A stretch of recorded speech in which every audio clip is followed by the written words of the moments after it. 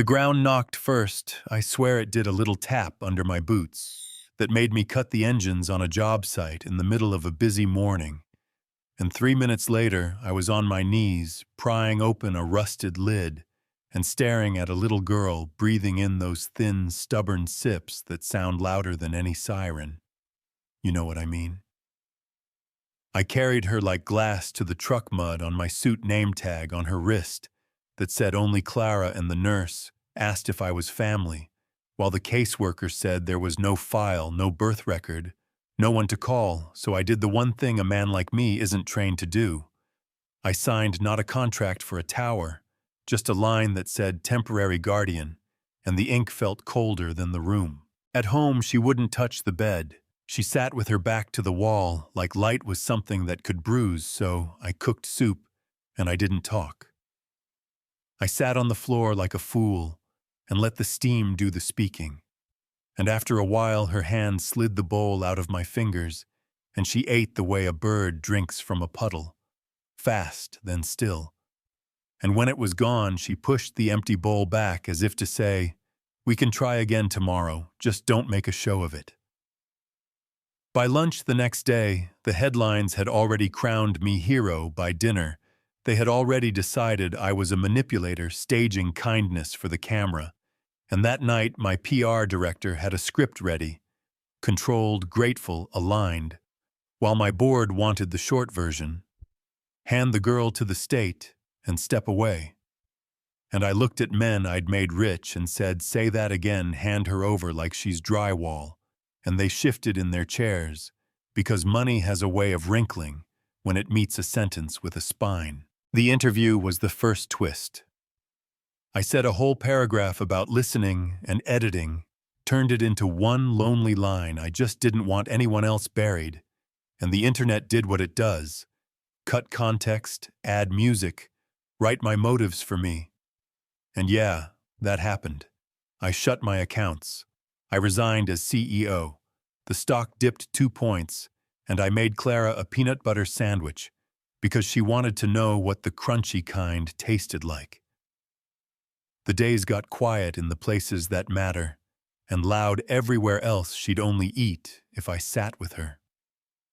Only sleep if the lamp in my study stayed on, and I kept it on for weeks, while I learned what the state calls a child, and what a child calls safety, and what a man calls himself when the titles fall off and he's still breathing. I started handing out hot sandwiches at the train, with no name on the bag, not charity, just food, and people would nod in that way that says, "We don't need to talk about this." To make it true, then the zoning notice came in block letters, and we had 30 days to shut the little drop site we'd turned into an address for people who fell through cracks. No one drew on the blueprints. Neighbors filmed the tape going up like justice had arrived.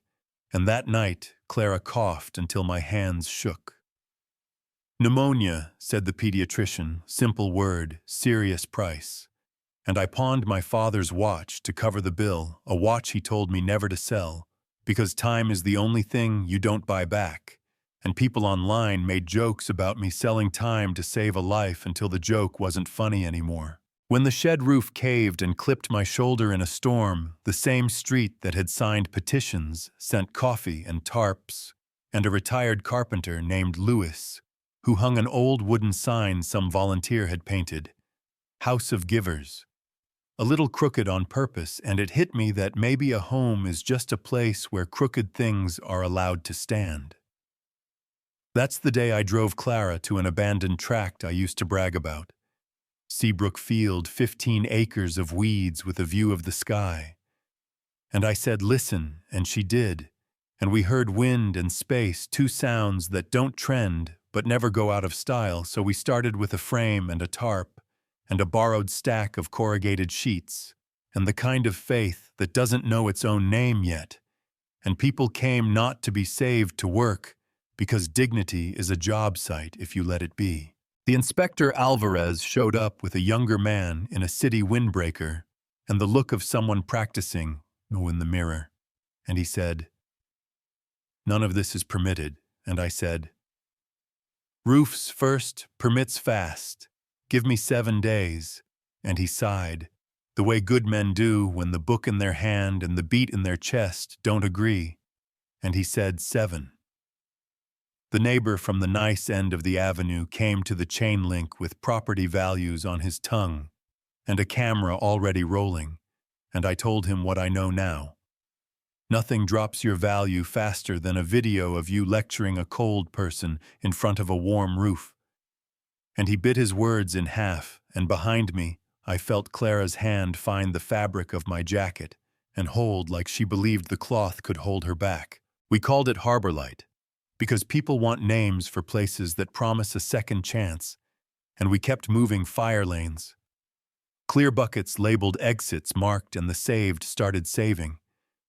The kid we gave a coat to brought 3 more. The woman whose rent someone covered showed up with bread and a grin that said, "Don't argue with me."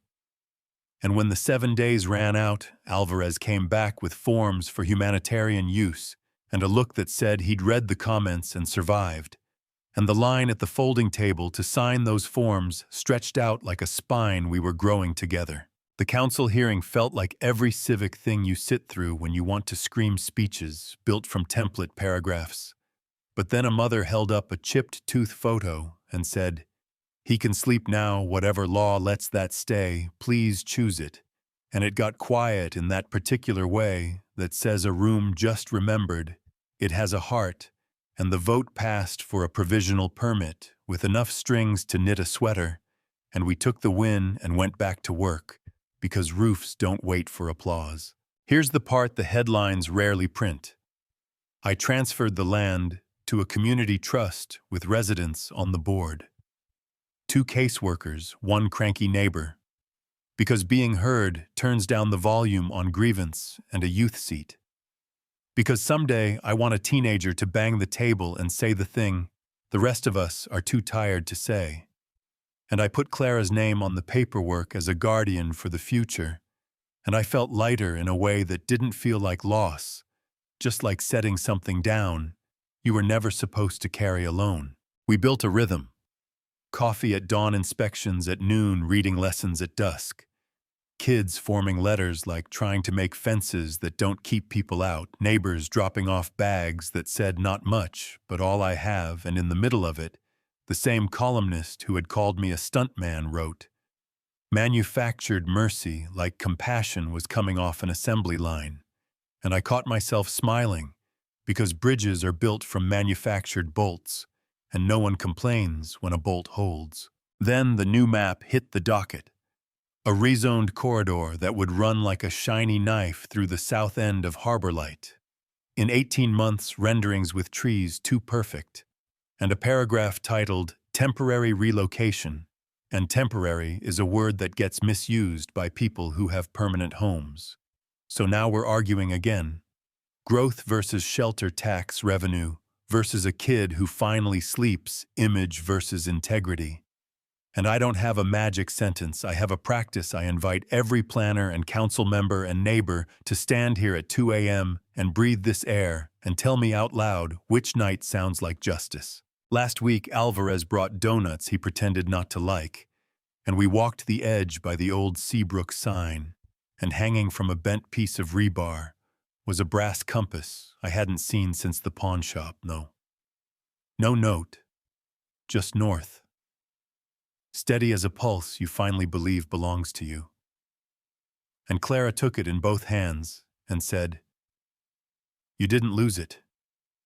You were practicing," and I laughed the way a man laughs when the thing he buried inside himself bangs on the box and climbs out into daylight. That's the truth of it. People call me a hero, a fraud, a developer trying to buy redemption with tin roofs, and maybe I've been all 3 on the same Tuesday. But the ground knocked, and I listened. I dug up a child, and she dug me up right back. And if that breaks a few rules to hold more people through the night, then yeah, I'll take the write-ups and the eye rolls and the meetings where power pretends it never needed mercy. You know what I mean? So tell me where you stand. Did I cross a line or redraw one we needed? Should a city favor a promenade over a place where a kid learns the shape of her name? Have you watched a neighborhood choose image over people or the other way around? Drop your take in the comments, argue hard, be honest. And if you've got a story where someone listened when the world was loud, I want to hear that too, because the only way this keeps standing is if more of us answer the knock.